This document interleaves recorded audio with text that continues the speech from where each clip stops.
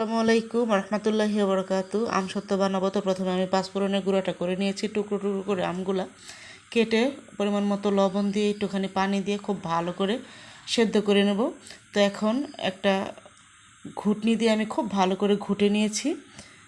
তো প্লাস্টিকের ছাঁকনির মধ্যে দিয়ে খুব ভালো করে আমের পিউরিটা আমি বের করে নিয়েছি।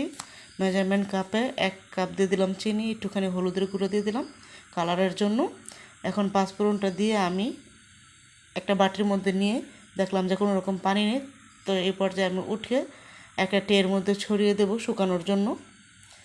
তো শখের রান্নাঘর থেকে আমি মিনা সবাইকে জানাচ্ছি অনেক অনেক শুভেচ্ছা।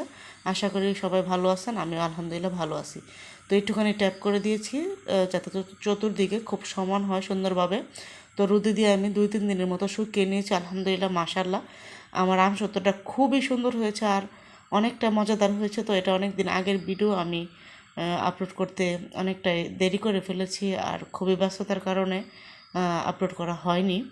তো যাই হোক, আমি পিস পিস করে এখন কেটে নেব। তো বাজারে যেরকম করে বিক্রি করে আমি ঠিক ওরকম করে কেটে দেখিয়ে দিচ্ছি আপনাদেরকে। খুবই মজাদার এই আম সত্যটা, কী বলবো, একদম বাজারের থেকে 1000 গুণ ভালো হয় বাড়িতে বানালে যে কোনো খাবার স্বাস্থ্যসম্মত। তো দেখেন মাশাআল্লাহ কতটা সুন্দর হয়েছে, কি বলবো, আপনারা দেখে নিশ্চয়ই বুঝতে পারতেছেন যে মাশাআল্লাহ কতটা সুন্দর হয়েছে।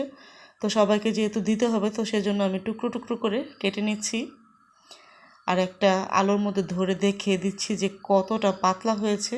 এপার ওপার দেখা যাচ্ছে আলহামদুলিল্লাহ এতটা পাতলা হয়েছে আর খেতেও মাশাআল্লাহ অনেক অনেক মজা হয়েছে। তো খুবই সহজ রেসিপিতে এর থেকে সহজ রেসিপি মনে হতেই পারে না। একটা বক্সে ভরে নর্মাল ফ্রিজে রেখে দেবো।